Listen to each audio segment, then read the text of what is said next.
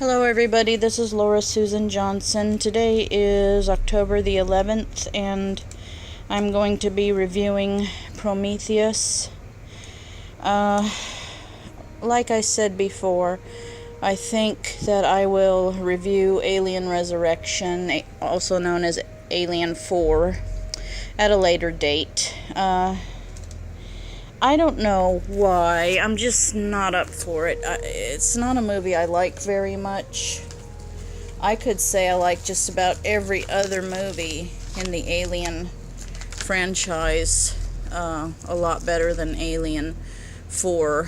I don't even bother with Alien vs. Predator and AVP Requiem. So I won't be reviewing those at all because I don't consider them canon. I don't like the Predator series and I just don't care about it. So I'm going to review Alien Resurrection eventually, but not as part of a Halloween, month kind of thing. This will be my last Alien franchise review. And after that I'll do, I'm hoping to do John Carpenter's The Thing and some other ones. I don't know which ones yet, but we'll see. Anyway, Prometheus from 2012. I wasn't one of the people who was especially hyped when I heard that it was coming out. I wasn't, I'd never really, for some reason, it was almost as though the space jockey was an afterthought, and that's kind of strange. Why would I think that? They came down onto this planetoid and found this derelict spacecraft, and they found this large body in a chair, and yet you almost forgot completely about this creature because of what had happened to John Hurt's character. That whole thing was forgotten all about. They got back on their ship. John Hurt came out of his coma, and then, the horrible thing happened to him. They lifted off. In the meantime, they had lifted off the planetoid and left that giant dead creature behind, so you really didn't know what it was. And you never had that question answered, but at the same time, I don't remember going through the years wondering, I wonder if they'll ever make a movie about that. I just never did.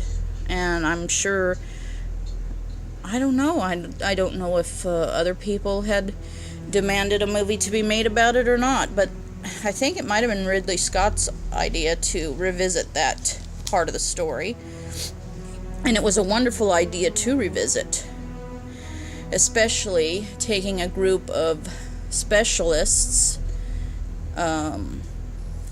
scientists of all different persuasions, and having them travel to this distant galaxy, or this distant solar system together, under the Weyland Corporation, of course, and, find out, and having all of these very coherent and cohesive elements of spirituality, of is there a cure for mortality, can men become as gods, can we find answers that we've always wanted, that kind of thing thrown in there. Admittedly, the evidence that Dr. Elizabeth Shaw and Dr. Holloway, I forget his first name, they gather some admittedly flimsy circumstantial evidence. Many solar systems have 4 to 6 planets. So who's to say, what all these cave paintings and sculptures and whatever they found over the course of all the years that they worked together before they finally decided to you know, hit the Wayland Corporation up for this funding. I mean, it's just really, a lot of it was such flimsy evidence and such flimsy science. But it did happen. They did get their $1 trillion. The cast includes Noomi Rapace as Dr. Elizabeth Shaw, Michael Fassbender as the android David, who watches over the crew as they travel to this solar system, which is the Zeta-2 Reticuli solar system, as mentioned in the original 1979 movie. Charlize Theron plays Meredith Vickers, whose character is something of a conundrum, I think, or not a conundrum, an enigma. Idris Elba plays a very affable, very friendly, laid-back Captain Janik, the captain of the ship, which is the Prometheus.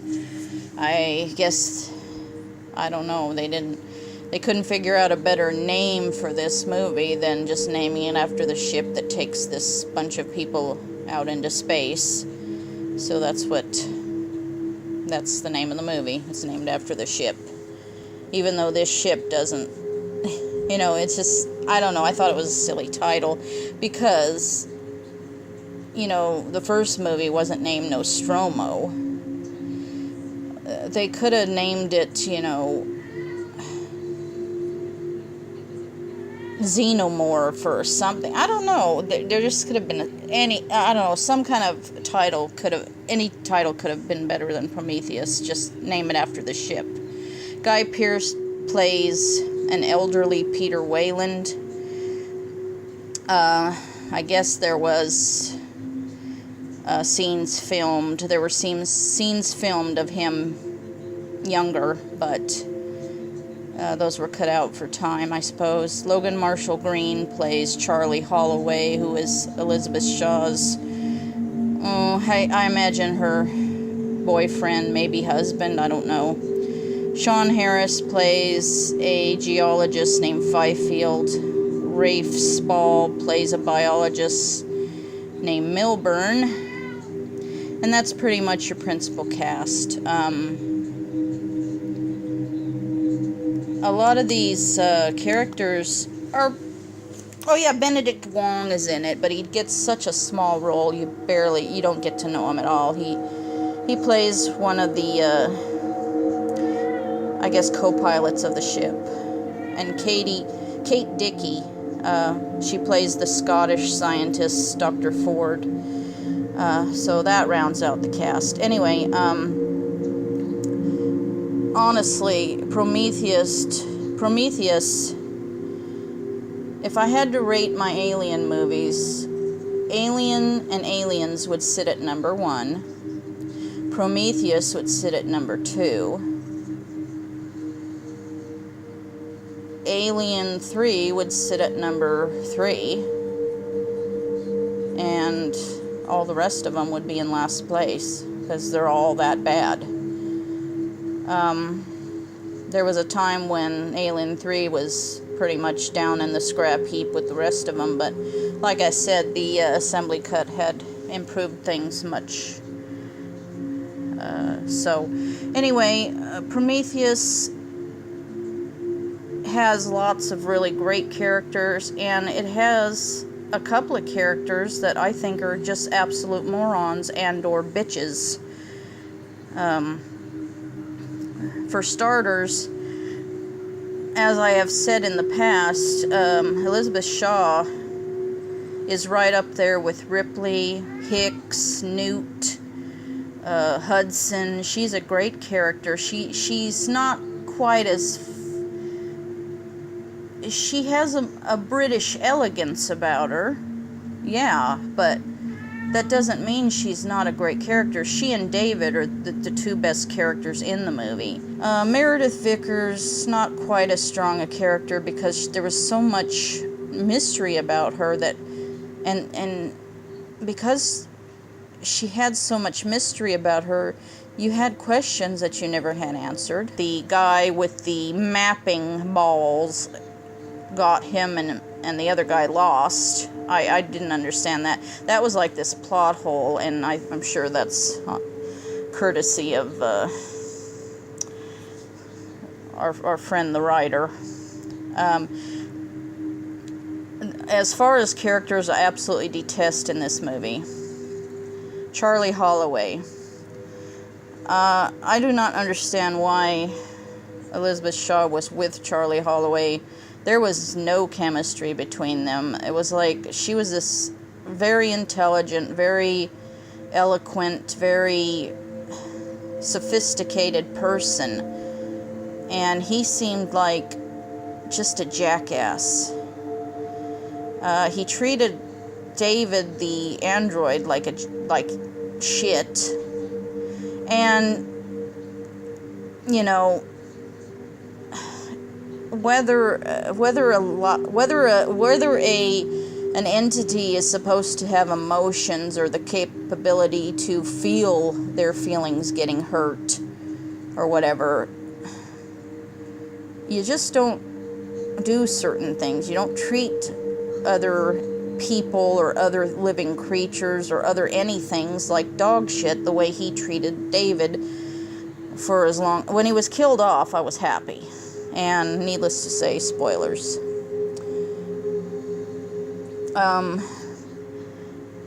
I thought he was a bitch. He egged David on. He, I guess, provoked him. And I guess that was proof early on that David does feel, he does have emotions, and he is evil. He is capable of evil. Now, by Alien Covenant, David turns full on just plain old villain. In Prometheus, David is more like, there were shades of gray there. Am I experimenting? Am I just following my boss's orders? But by the time Alien Covenant comes around, David's just turned into a monster. Fifield and Milburn, not a thing they do makes a lick of sense. As soon as they're, they've come out of a 2-year sleep, Fifield acts like a jackass. I don't want to make friends, I'm just here to make money. And then Milburn, he's this biologist, and he's scared to death of a decapitated engineer's body. I just want to go back to the ship with Fifield. I don't want to be here. You came here to study this very kind of thing, you ass. Why'd you come here? Weird. He's afraid of a dead body laying there, with its head cut off. It's not going to jump at him, it's not going to attack him, it's not going to hurt him, but he's afraid of that. Meanwhile, they go into the room where all the vases of the black goo is,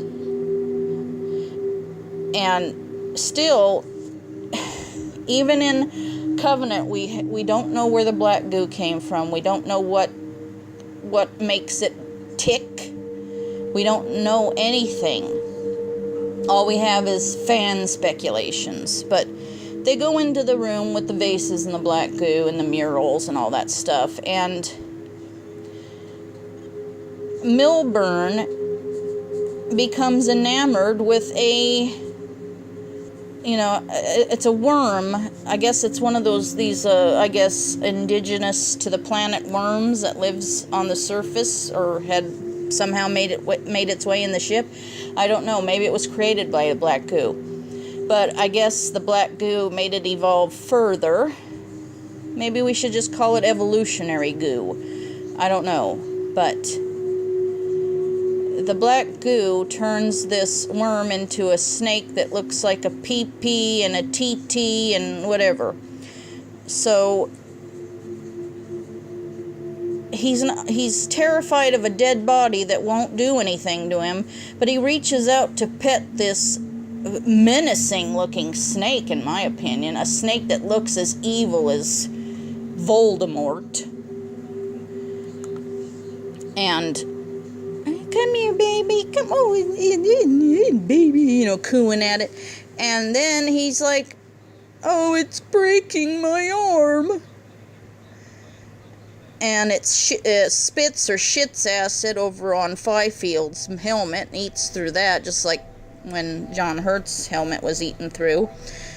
And breaks Milburn's arm, and then, you know, fucks its way down his throat, basically. I mean, there's so many stupid characters. I mean, I haven't even... Practically the whole cast was soup, and when they decided to follow suit, when Holloway said, let's take off our helmets, you know, let's take off our helmets because the air's breathable. Oh, I want to open my presents. I mean, he's just like he was so annoying. He was just such an annoying character. I'm sorry. He just annoyed the hell out of me. Just because the air might be breathable for humanoids doesn't mean that there aren't chemicals, spores, as in with Alien Covenant, contagions or contaminants or whatever. And so that's the one moment where I thought Shaw was an idiot, is when she, you know, followed her husband's example and, oh sure, let's all take all our helmets off, that would be fun. I don't know. I was curious to know how David was able to read the dreams of people while they were in cryosleep. It seems like cerebral rape to me, but that's such a, you know, I don't know. I had the same kind of issues when I watched Inception years ago. Invading somebody's dreams to steal information from them, to gain some kind of advantage over them, be it financial or whatever. I just don't, and the technology was never explained in Prometheus, how just by donning some kind of helmet with glowing yellow lights, David was able to access Elizabeth Shaw's most intimate dreams. And, you know, was it an early indicator that he had some kind of emotional attachment to Shaw? Why Shaw? And I don't know, there's a lot of unanswered questions in this movie, but you compare this movie to, you know, Alien 3, Alien Covenant, Alien Resurrection, and it's a really great movie, in spite of all the bitching I'm doing right now. That's another thing that pissed me off about Holloway, is that when they brought the severed head, or, you know, the decapitated head into the lab to study it, to do those, what I would call questionable experiments on it, trying to trick it to see if it's alive, you know, to trick it to believe it's alive, which he sits there and drinks.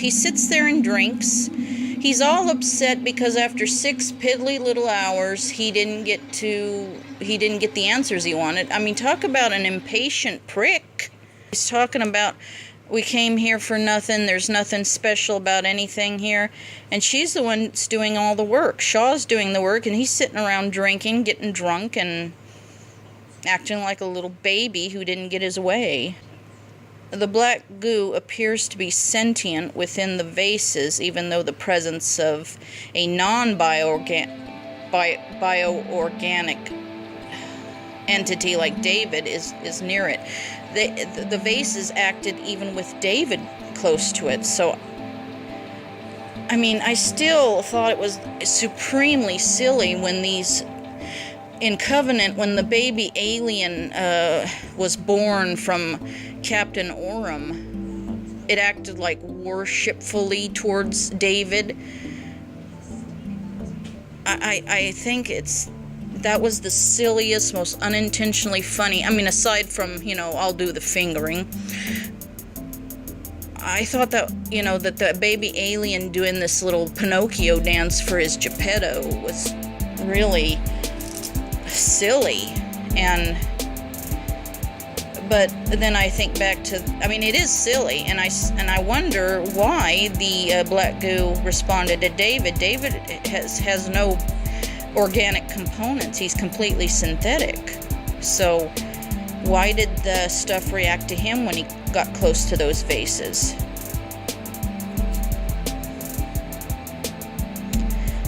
We already know that David did not demand that the engineers give him the recipe for the queen, which they had.